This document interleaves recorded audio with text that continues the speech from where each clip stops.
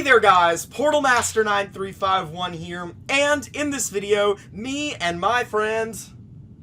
Hey there guys, my name's Jackson Lee, and I'm here to talk about some Ubisoft E3. Yes, we're going to be talking about the Ubisoft conference, which was, of course, 2 days ago, and we're going to be discussing all that they revealed, talked about, and, you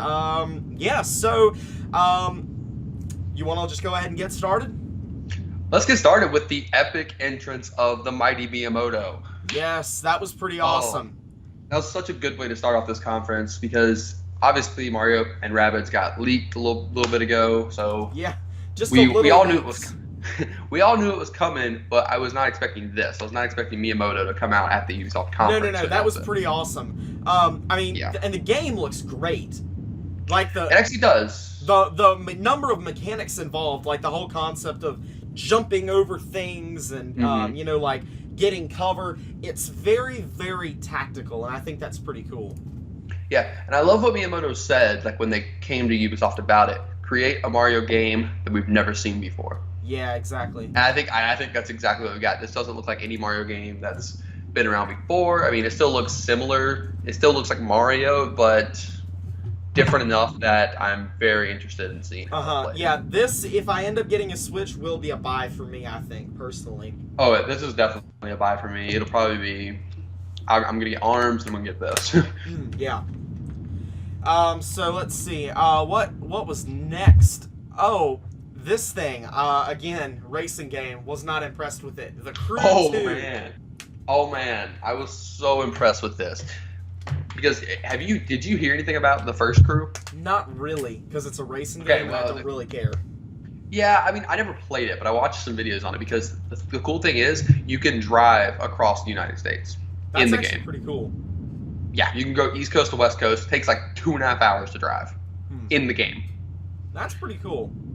Yeah, so that's kind of like the only. I never actually played the game, but that was the thing that kept everybody really interested in the first Crew. This one looks amazing. Because there was just so far you could go. I will say it's kind of cool how you can actually like pilot different vehicles like boats and planes. I thought that was pretty cool.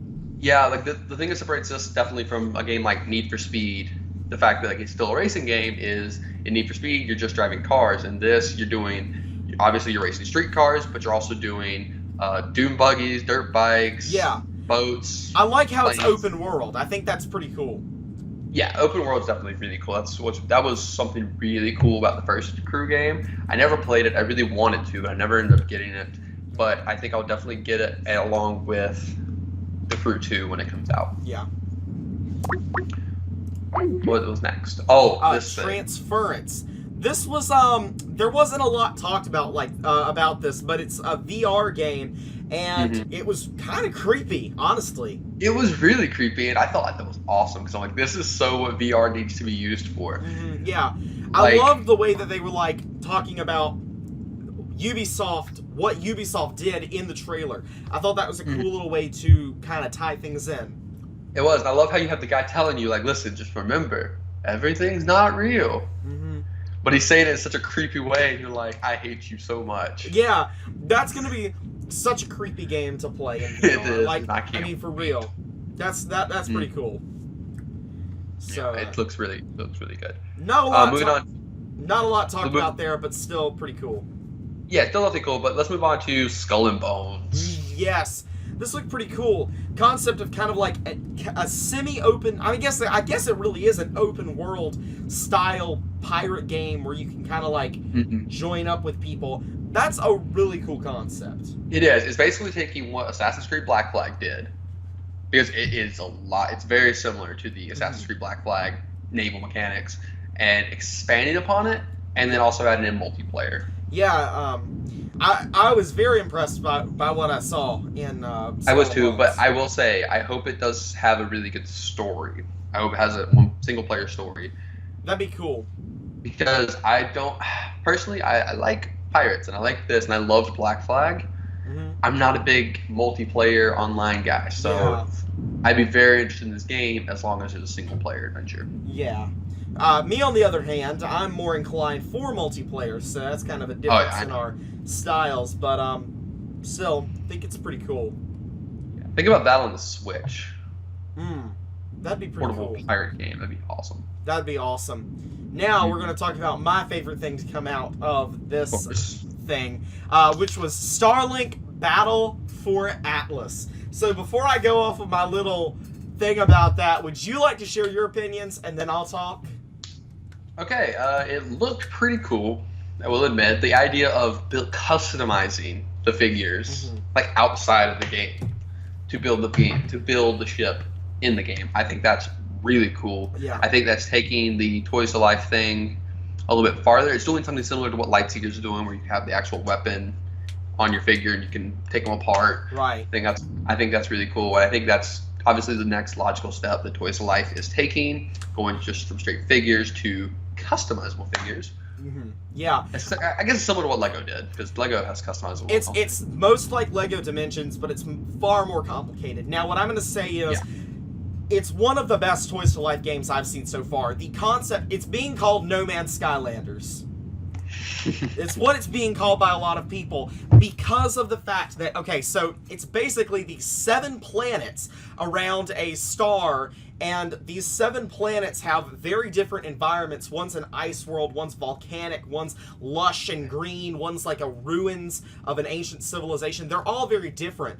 And from what I understand, there's various factions on each planet that will war with each other while you're not on that planet. So if you revisit a planet at a later date and one faction has like completely pummeled another one into the dust, that will actually show up in your game. And that to me is a really cool concept that No Man's Sky could have tapped into but did not tap into. That is really cool. That does sound pretty cool. I'm very interested. Don't know if I'll pick it up, because like most Toys to Life game, I'm assuming it's going to be a very, very expensive hobby. I would buy this even if it wasn't Toys to Life, but that's just me. But my thing is it? Do you think this would be similar to Lightseekers, where you don't necessarily need the toys? I think that it'll probably come in a starter pack that's going to retail at probably like $70, and it will probably come with everything you need to play the game, which is what Skylanders does, and that's everything you need to play the game. Nobody ever says you need to surround yourself in a room full of Skylanders, and I think that's going to be a similar situation with Starlink, personally. Yeah, we'll see. Well, I'll have to see it. Yeah. We'll move on now to Far Cry 5. What did you think about that? It's Far Cry 5. It looked awesome. I'm gonna be the first to admit I'm not terribly familiar with Far Cry, but if you have a dog that can tackle somebody and bring you their gun so that you can go shoot some more cult people, is that not awesome? It was really awesome. I mean, it's Far Cry. I expected it to be awesome, and it was. There wasn't anything that really, other than the dog, of course. Yeah, that was pretty. There wasn't really anything that screamed this game is a must-buy. I've never played the other Far Cry games. Yeah. Always been interested in them, but we'll have to wait and see. Maybe if I see more of it or watch some of the gameplay, I might be more interested. But, it looked good. It didn't look bad. The story behind it seemed cool, but, in a way, it did just kind of seem like another game where you're shooting people. Yeah, it's another shooter. Whatever. So, Beyond Good and Evil. What did you think about this one? Okay. Oh, you're going to have to refresh my memory. That's the one they closed with. With the monkey? Oh, yeah. That's what that was. That looked freaking amazing. That did it not, though. That looked pretty... Oh, man. It looked like it could be a movie. Did it not, though? It did. It did. It reminded me... Okay, it kind of reminded me at first of the movie, the live-action movie of Animal Farm. Have you ever seen that? Yeah, actually, we did. It's so bad. But anyways, this actually looked better than that. But it reminded me of that because of the pig. Oh, yeah. But anyways, it looked really good. I was like, holy crap. I've actually never heard of Beyond Good and Evil. I have not either. Which is... And I'm like... It says it's 15 years ago was the first one. Oh, okay. That's why I haven't heard of it. Let me actually look that up on Wikipedia real quick. But that looks... It looked awesome, honestly. I don't know another way to put it. This is actually a prequel to the first game. Huh, that's cool. Well, I mean, it's just like the graphic style looked very futuristic and immersive just overall. It did. It looked very Ubisoft. It looked really good. And I am definitely going to buy that. Mm-hmm. That looked awesome. That's the only word I have to describe it. Like, it looked good. It was definitely a great closer. Mm-hmm. That is how Great.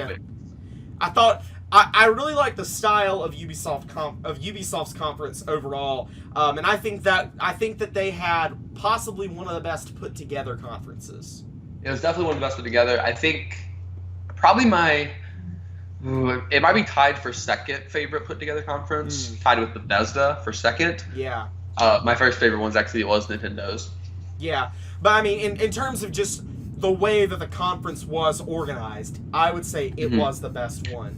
The Ubisoft and the Ubisoft was definitely really good as far as what was put together. They took time to talk about their games. They didn't show a ton of games, obviously, but they actually did take a little bit of time to talk about them, but not too much time. They didn't get too much into the technical stuff. They found the perfect balance that me and you kind of had issue with in past videos. Exactly, yeah. So Ubisoft, very good conference, lots of good games. What was your favorite? Oh, it has to be Beyond Good and Evil. I would say for me it was Starlink. Personally, I figured Starlink would be for you, but I think it was like I do amiibos, but I don't not really big Toys to Life. I love space and I love Toys to Life, and it's literally Toys to Life in space. It's literally you. This game was made for you. Pretty much.